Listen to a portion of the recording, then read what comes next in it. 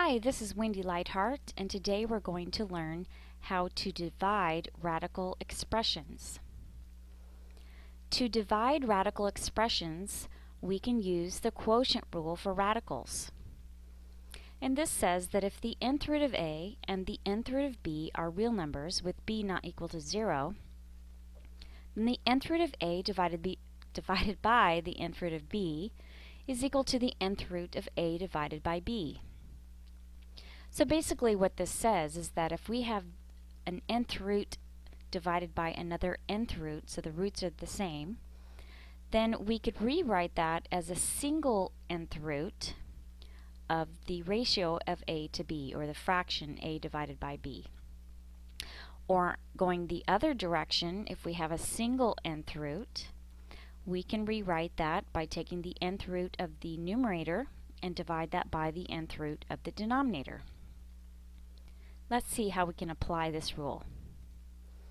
So here's an example where we have the square root divided by another square root. So if we wanted to apply the quotient rule to this radical, then we would rewrite that as a single square root of the fraction, taking the 72x to the 7th and dividing that by 8x.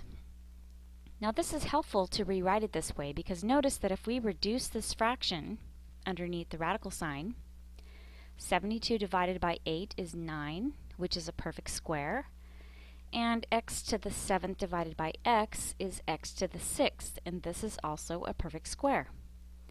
So when we take the square root of each of these factors separately, using the product rule, we end up with 3, which is the square root of 9, times x cubed, which is the square root of x to the 6th, because remember we divide those exponents by 2 when we're taking the square root of the variable to an exponent.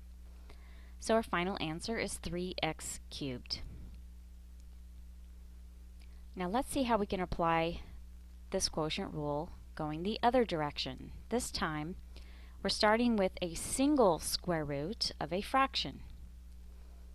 So this quotient rule tells us that we can take the square root of the numerator and the denominator separately. And this is helpful because the denominator is a perfect square. So when we take the square root of 16, we get 4 in the denominator. And then on the top, we have some perfect square factors we can pull out. So the biggest perfect square factor of 45 is 9, so we'll separate 45 into 9 times 5. And the biggest perfect square in y to the 7th is y to the 6th, which will leave us with a single y. And then we can take the square root of those perfect squares separately, and those results will be outside the radical. So the square root of 9 is 3, and the square root of y to the 6th is y cubed. And the 5 and the y are not perfect squares, and they don't have any perfect square factors, so they're going to stay underneath the square root sign, and this is considered completely simplified.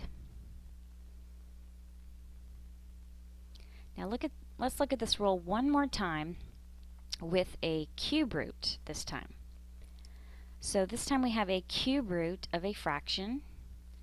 So the quotient rule tells us that we can take the cube root of the top and the bottom separately. By doing this, notice that the 27 is a perfect cube, and so is y to the 6th. So the bottom radical will completely simplify. And then on top, let's look at what the bottom simplifies to first. The cube root of 27, remember, is 3.